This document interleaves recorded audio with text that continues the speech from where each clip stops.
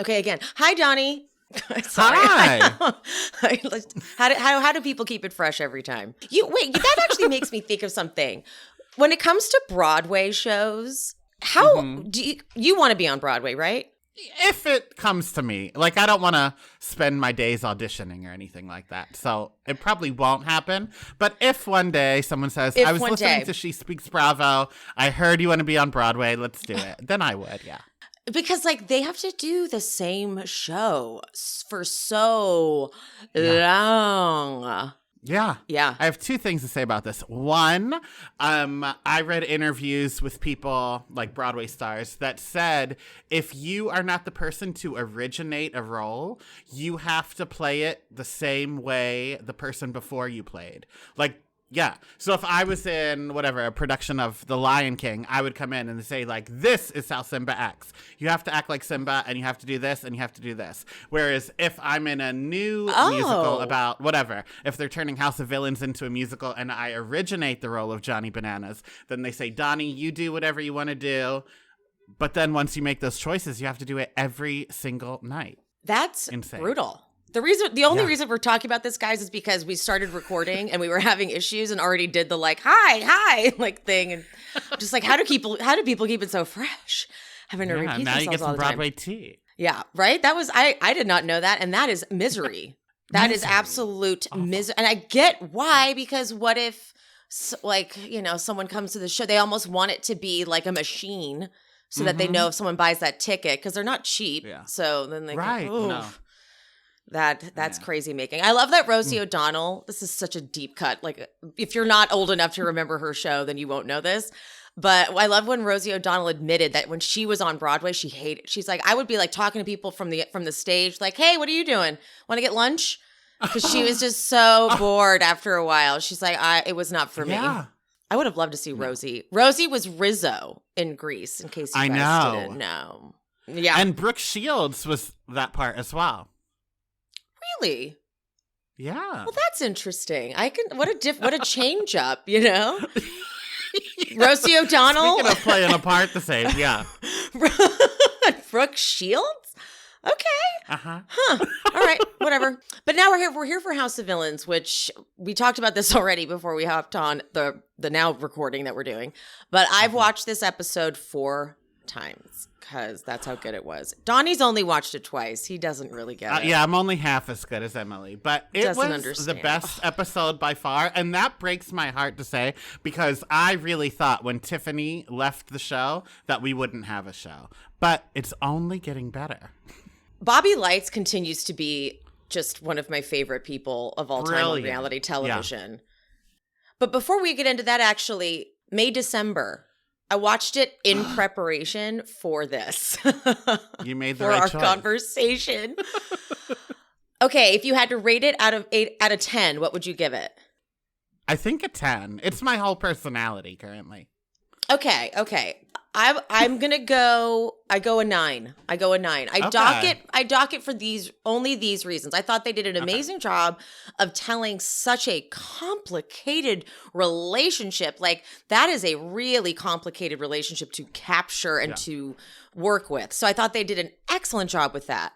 A few moments got a little masturbatory, in my opinion, when it comes to we have Julianne Moore and Natalie Portman on screen together.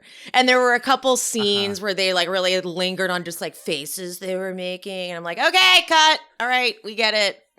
I get how big of a deal it was that we had them performing together, again, but I was like, okay, we can tone it down just a touch. See, maybe this is just me really focusing on the art of it, but I thought moments like that, it was to make it such a spectacle and to make it so sensationalized. Like, we have Julianne Moore and Natalie Portman, because that's what happened to the story too. Like, everybody was so focused on it being in the tabloids and being a Lifetime movie and being this, that nobody really thinks about an adult woman had sex with a 13-year-old. That is gross. We all think about 36-year-old woman. The razzle of it. Yeah, disgusting. Yeah. When they finally said that line, a 36-year-old woman has sex with a 7th grader. I went, that really put it in perspective too, because now I'm almost 40. I'm 40 in February, but like that really like put it in perspective. Like, okay, no, I've been a 30. No, there's no a seventh grader. Okay, no, they don't. They look like, especially now. I don't know what it is, but I swear kids look younger and younger. Yes, that's is this in my head? No, they really do. And that's why I love that scene when Natalie Portman was getting the pictures of the boys that were auditioning for that role. And she was like, we need one that's sexier than that, which is a gross thing to say, but it's because everyone she's looking at is 13 years old. That was a great way to show just like, this is the age. This is what we would be casting for this. Yeah. Is technically what a 13-year-old looks like.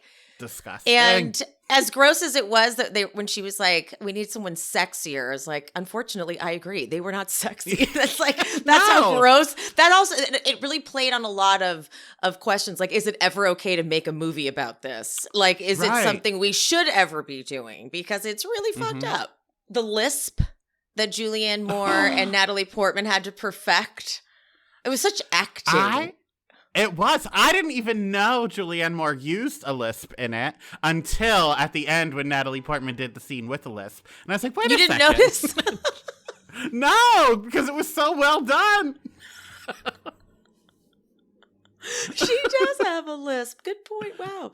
Yeah. And that last monologue that Natalie Portman delivers, which is the letter that he gave her, till he's like, she told me to burn it, but I didn't. And here you go. It's like, we just got the scene where Julianne Moore is like, he was more experienced than I was. He had been with she says two women at first, and then she changes it to girls. I'm like, wait, are you serious? Oh, because that is what I remember. I forgot that's what that woman said, that he seduced her. And I forgot too. I forgot that we also had on Dawson's Creek a storyline like this. Yes. And that was completely fucking normalized. We rooted. Why?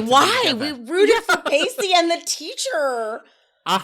Ew. We were so fucked up. I swear, like, they do stuff like that to, like, make it okay for when they want it. Like, when directors or writers do that, they're like, see, guys, it's totally normal. It's like, no, we need to look at who created this whole situation, because that was not okay. Yeah. No, it wasn't. It was a whole fucking story. The word groomer is... the word groomer is thrown around a lot in this world, but like that is what the creators of Dawson's Creek did to us. They groomed us. Like, I was rooting for Pacey to get with his teacher and like for it to be real. Yeah. I think also having not thought about this story in so long too, I was kind of like, why are they even going here? Like, what's the point? It's because now realizing here's this kid who's an adult with kids going to college. Yeah, it's fucked up of this woman to have done that. Like, beyond fucked up. You know, like, because he's like, I didn't get to do that. I didn't get to go to college. I didn't get to be a kid. I had to have kids. Ew. When he cries at the graduation ceremony, just saying it now is giving me chills. Because he's crying as a father, of course, watching his children graduate. But then he's crying at, like, all the opportunities that they'll have that he didn't. Oh! Yep. Yeah. So very, very well done. Because what a complicated, like, that is not an easy relationship to tackle. There's so many layers to it, and they just did an excellent job. It's like, it's like his mommy. And it's fucked up. This woman's fucked up. And he played someone channeling a little kid so good. Like the way he held his body was like a 13-year-old boy. He definitely should get nominated. Like, I know that Natalie Portman and Julianne Moore, of course, yes, they're great, but he did, he was so convincing. He felt like a 13-year-old the whole movie. Like when he smoked pot with his son. Wow. Yes. Yeah. So good. All right. Now to some trash TV. Okay. Guys, we have to pick up from the top of House of Villains. Donnie and I just recorded for a solid 20 minutes, and the video was so lagged that we were having like the strangest dynamic conversation. So we're going to repeat what we already said. But it's going to be so worth it. You're going to love it. But it's going to be so worth it. It's just awkward for us because like we totally already said this. You know what I mean? This is practice for when we're on Broadway. Again, this was all informative for us. So here we go. Okay, banishment ceremony has just happened. Corinne has been thrown through the wall. Thrown. She has. It is. I really wish they would show some behind the scenes, like what it looks like for them on the other side. Like that, they have to be flipped. They're upside down on a wall, right? I pray we get a reunion after this series and we see at least one clip of it. Because like they flip and I'm assuming they're therefore like completely like horizontal to the or vertical, you know what I mean? Like upside down. So I wonder if they take you down when you're through the back half of the wall or when everyone leaves, if it just comes back and then you get out the same way you got in. No, I think I saw someone trying to get Jax out the first banishment. Incredible. I think I saw like through the thing, I saw people like running over to clip that is so off. crazy. Oh, I need them to talk about that. It's a big thing that's on my head all the time. But Bobby says to the group he really wished that one person had voted for Corinne so that they could have been like, oh my God, who did that? But I already did this joke for Donnie, so I have to repeat it again. But I know that Bobby didn't know what unanimous was, so I really would have loved if they hadn't told him so that when they did say the vote was unanimous, Corinne, he was like, oh, who did it? All he does is make a fool of himself, so that would have just been icing on top. Bobby is meant to be on TV. Like, I can just watch him sitting down watching television, to be honest, because he's just so scattered and all over the place. So, yeah, that works for me. But this is the episode where Omarosa didn't get Tanisha out, so she is claiming that Tanisha hit her with a tambourine and she's injured, and that Tanisha is violent, and she's demanding they check footage. They don't have footage to roll. There's nothing for them to come up with. Donnie, I was like, no, we can't have any more. Donnie's video just cut out for a second, and we're already traumatized from being on StreamYard. So, God, okay, no. Okay. Bobby does not co-sign it. No one co-signs it. Or Omarosa's like, and you can ask them. They all say that they'll tell you, and they're like, no one is gonna do that.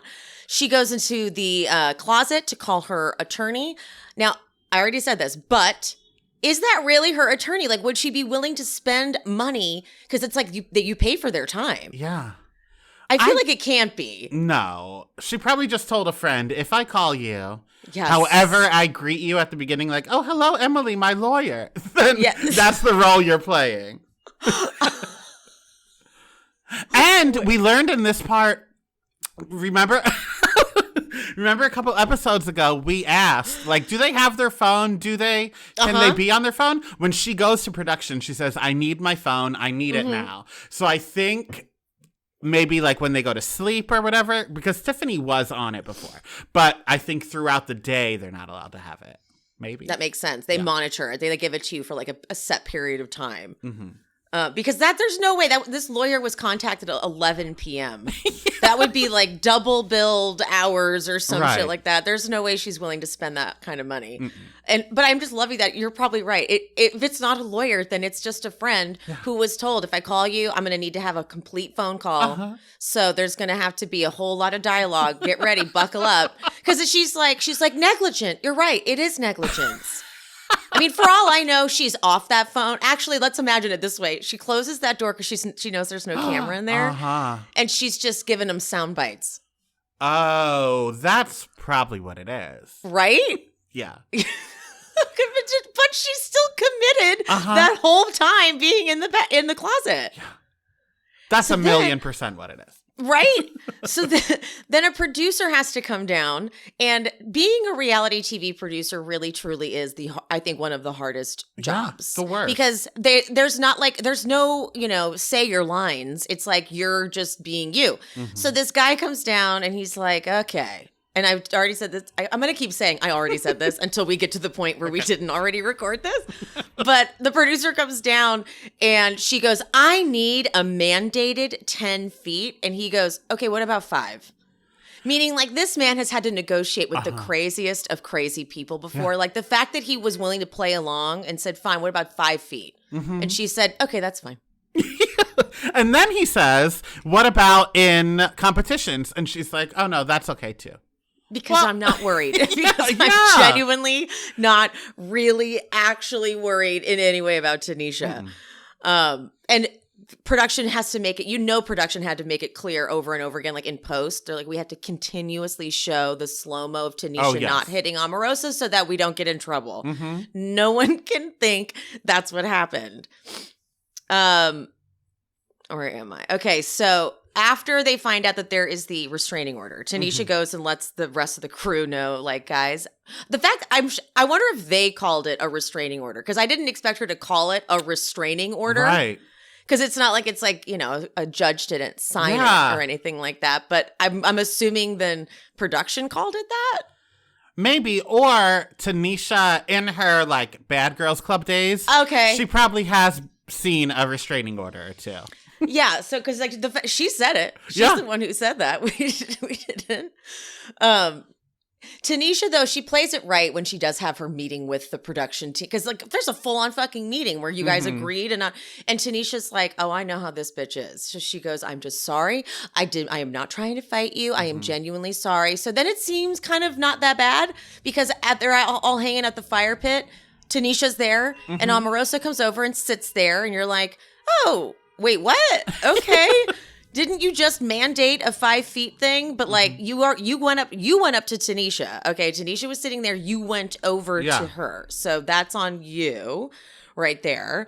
Fairplay does, when they're around the fire pit, he does kind of pitch himself to be super villain of the week. And they're like, I'm down with that. So they're really that's what I'm saying. They're really setting this up. They are.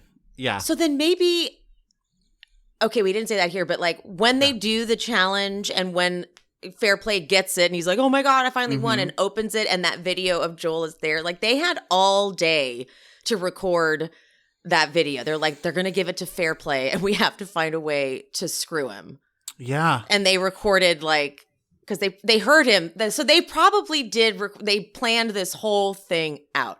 If Fairplay wasn't going to be supervillain, I don't think they would have done that twist. I don't think so either. And I don't know if this is connected or not, but this is the first week that this competition was hosted by Joel. Normally it's been like Abby Lee, Spencer, whoever, Danielle Staub. This was a pre-recorded video with Joel. So something is weird anyway. Yeah, totally. And the next morning, Omarosa, she actually is like, nope, not done. This wasn't enough. She's probably so used to having to she's like, I need to actually go to the doctor and get a note. I would have loved to see what that urgent care doctor had to deal with. True. Like they got her a brace. Yeah. Unless she didn't really go to the doctor either. It was her friend waiting in a shed with a brace. Or she goes to the same doctor's office where like a friend of hers pretends to work there or something, like rents out one of the little rooms or something. And they're like, oh, yep, here is and it's an x-ray of something totally different. It's like a completely broken wrist. Yeah. It's like a giraffe's broken hoof. Yeah. She comes down. She goes, bye, guys. I have to go get an x-ray since I was bashed on the back of the hand with a tambourine violently yesterday. And every time she talks about it, it gets more dramatic. I'm just waiting for her to say, like, my throat was slit. Bananas, they all know. They're like, we're not even going to try to argue. No. Bananas like, we'll be praying for you. And she goes, please do. Please do. She can't talk. When she gets back, she can't talk about it in her interview. They said, let's talk about the tambourine. She goes, you guys know already that I'm very limited on what I can say. Didn't that feel like a Housewives reunion? I feel like they say that all the time. She's so prepared. It really does. She's showing all the years of when she was the villain. Yes. Earlier, it's like, she's still got it. She's like, I remember I've pulled all these moves already. Like, are you kidding? This is what I do. Like ultimate villain, honestly. So we already talked about, but the Battle Royale challenge is the briefcase power trip thing where they pass it back and forth, and they do give it to Fair Play only for them to show the video of him not winning. It's actually a twist. You pick who gets the briefcase and who is supervillain. Fair Play has a meltdown. They definitely planned this meltdown. I mean, honestly, what they probably figured out after, like, he cried about the pinball machines at the bowling alley. They were like, oh, this guy's easy. We can easily get this guy to break down. You know what I wanted, though, Emily, so badly? I mean, this was a great breakdown. I'm glad he didn't become supervillain. But I knew there was going to be a twist, and I knew Fair Play was going to get the briefcase. I wanted the twist to be he was one of the 3 nominees and he got to pick the other 2, and there was no supervillain that week. Oh. Yeah. I wanted him in that lineup so badly. Damn. That's what I kind of thought it was going to be. Now that I think back to, like, before I knew what was going to happen, now that's kind of what I thought too. Like, and you don't win, you're actually on the hit list. So I guess that's kind of what I thought too. That would have been extra bad. But then, okay, Bobby wants it, and he promises to not put up Bananas, and we all know that's a complete lie. Bananas is like, I don't believe that. So Fair Play's like, Bobby, you tell Bananas that you're not going to put him up. So Bananas pulls some Italian mafia shit and says, how much do you love this guy's game? Fair Plays to Bobby. And Bobby goes, I love it. That's why this is so hard. And he goes, all right, well, if you put me on the list, I'm coming after him. And Bobby really sells the promise. Like, he's like, oh my God, you know that I'm not going to. I have all these cameras here. Are you crazy? I'd be crazy to break this promise. Bananas still knows. Bananas still fucking knows that he's going to get put up. Like, he's not crazy. He's not stupid. So Fair Play gives it to Bobby, and I think Bobby might actually have cried a little bit when he gets it, which is hysterical.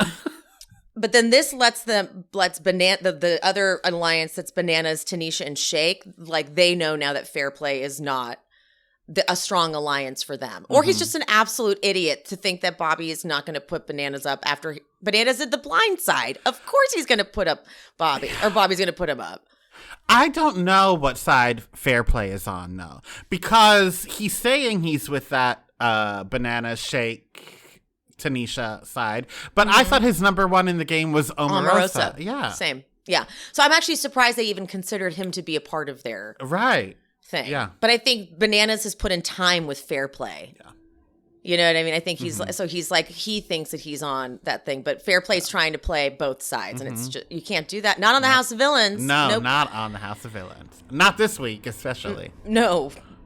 Bobby brilliantly throws a pride party, and Bananas takes the opportunity to show off that he really is just one of the gays. He's like, look at me. He even wears one of Bobby's heeled platform boots, and those things almost are deadly. Dies.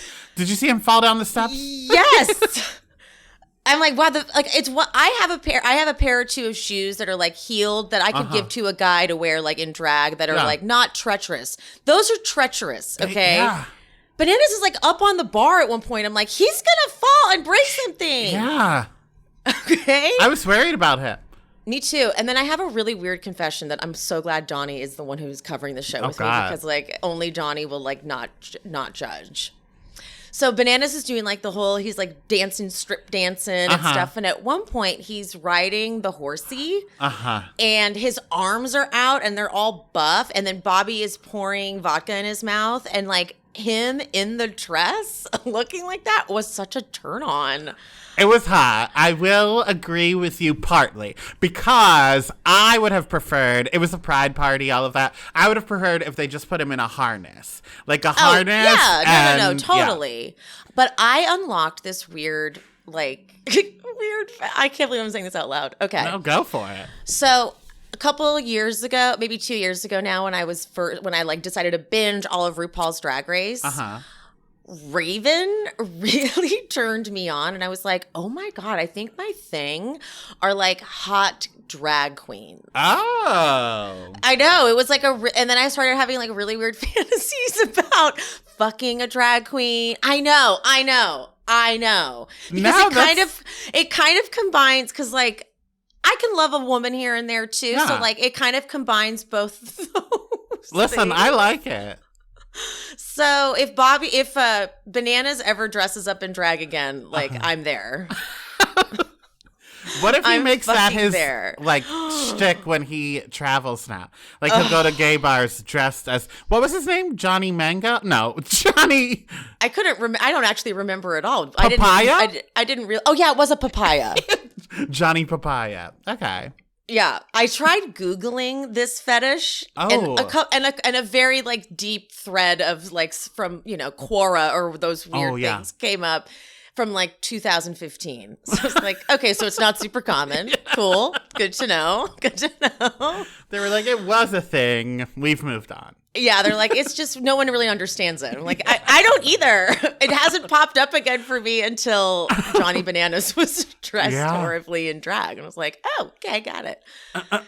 Anyway, the next morning, they're all viciously hungover, and Eva calls them down, and Bobby goes, last night was real, sunglasses and Advil. I was like, is that a thing? Because it doesn't really rhyme, but I like it. Bobby picks Fairplay and Omarosa, which I actually figured was going to happen. Yeah. Like, Omarosa has now, as she said, and I even spotted this when we were watching, when the trailer came out. I'm like, she's in every single one of whatever these reward things are. Mm-hmm. So she's just, The reward is riding in like a cool car, vintage car.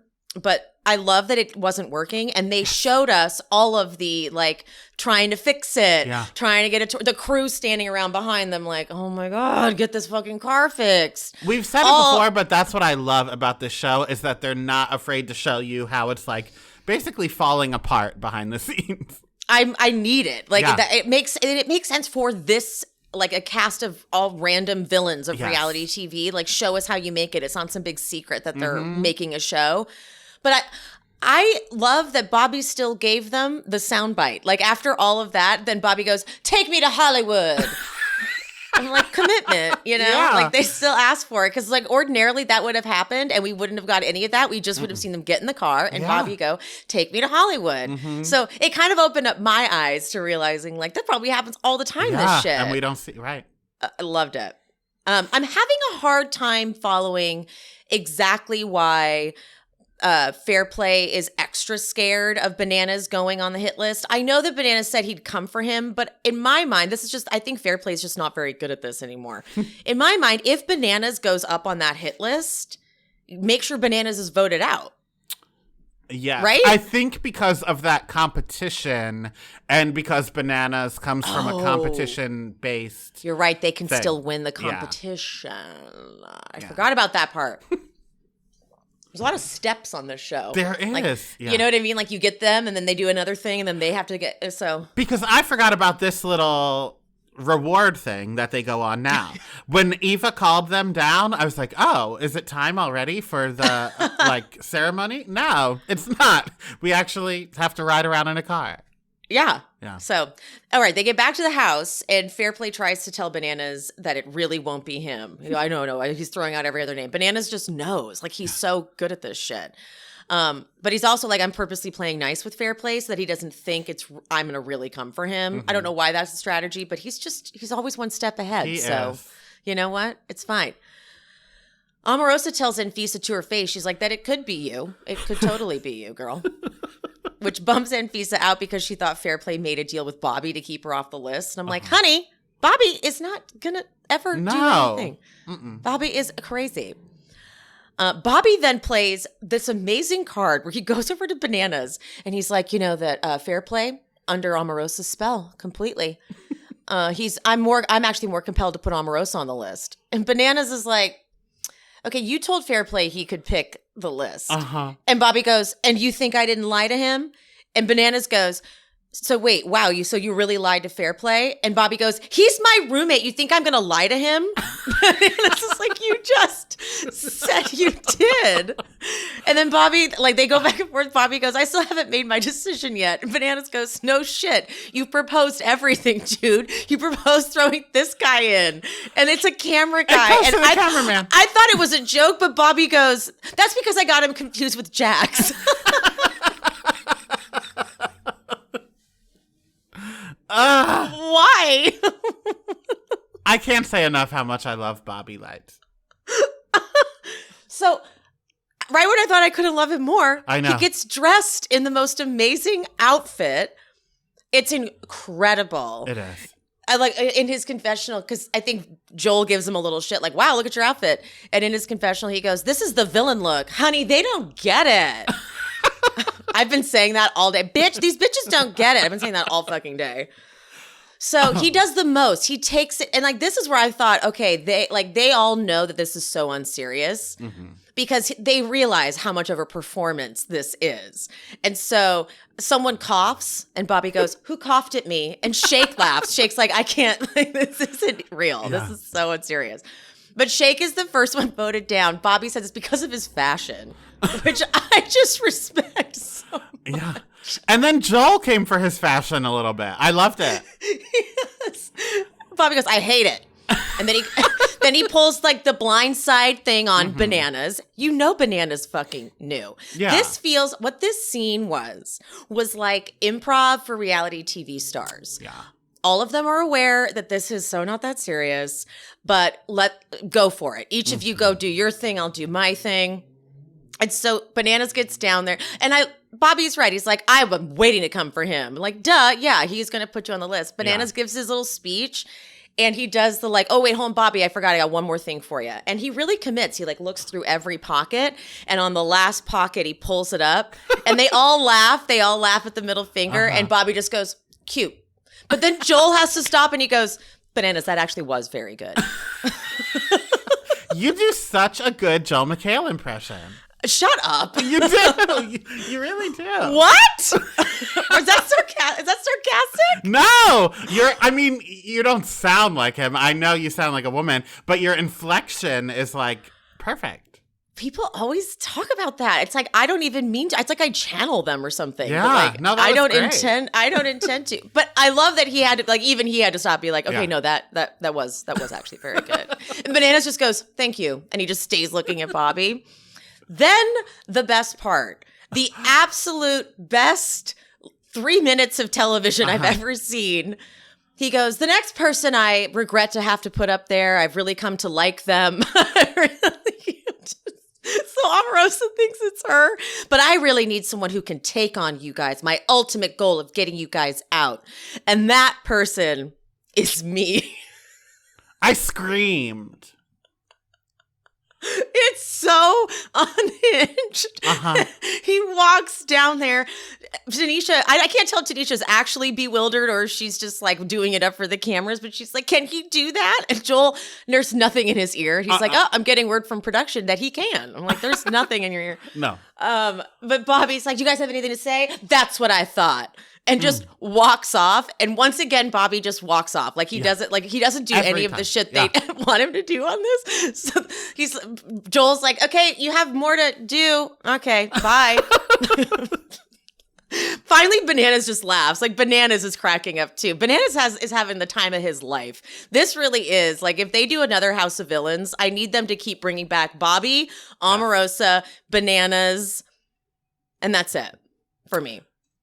I would like Tiffany again. Just to see Tiffany.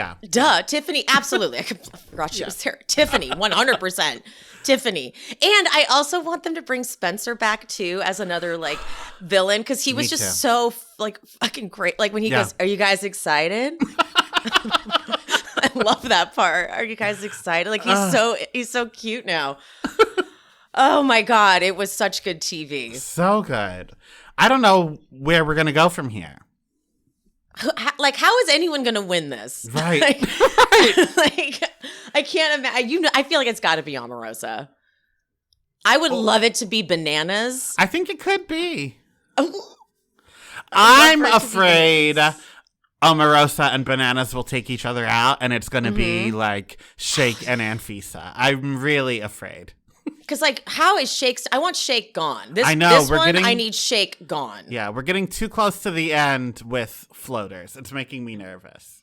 Yeah, I need Shake out of there because I can't lose Bobby or Bananas. No.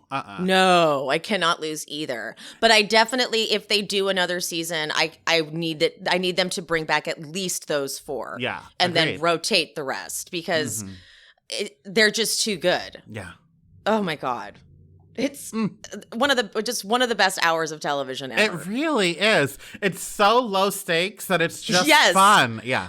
Because it's not like no one really believes Omarosa in the house at all about this injury, but she's still committing, and they're like, okay, that's because they're just like so used to being around crazy people because they're all crazy too. Yeah. And then just the unseriousness of the whole thing that they're all willing to play along with. I think that's the other part that I love. Yeah. That like Bananas was willing to like wear his fur coat and go up there and act like he's super insulted and all this shit. And like I feel like it's probably it's like a playground for them. Like they're like, this is just the best day of work. It looks so fun. Right? Like if you are a villain and you get to just play up being a villain amongst other, like Bobby is just having the time of his life. True. Bobby, I forgot the best part. At the end, Bobby goes, they're going to be gone before I can say, damn it. What was I going to say? I need something villainy. And they show the whole thing. Yeah. They show him like, I can say, hasta la vida. No, not that. Before I can say, revenge is mine. God, couldn't love it more. No. Well, all right. We finally did it. We finally did. We finally got through this, guys. Good Jesus Lord. Christ. Editing this is going to be such a nightmare. Oh, well. Sorry. I'm blaming StreamYard. I want my money back. Yeah, no, that was nuts. Right? What was it like for you on your end? Was I like freezing? No, you weren't freezing. I don't know how it was not matching up, but like I heard a little bit of an echo of myself. So in the beginning, when I told you that, it was just like, and then I said like that. Mm-hmm. But then when there was such a lag, I would hear like, I would finish a sentence and then hear me start it. So then you would be waiting. Yeah, it was awful. Oh, horrid. Yeah. That explains a lot. I was like, this is one of the worst episodes we've ever recorded. What's happening? I'm so glad you stopped it because I was like, maybe this is just how it's going to be today. But no, true professionals. We made it work. We really are. Broadway, give us a call. Please. Because we're not auditioning. We already said that. Guys, make sure to check out I Am the Cute One. I'm halfway through the Crossroads episode. I like that you have now listeners calling in to do the 1 minute synopsis. Thank you. That's a good touch. I very much enjoy that. So guys, make sure to go check that out. Episode notes has all the stuff you need. And follow Donnie at Real Donnie Wood.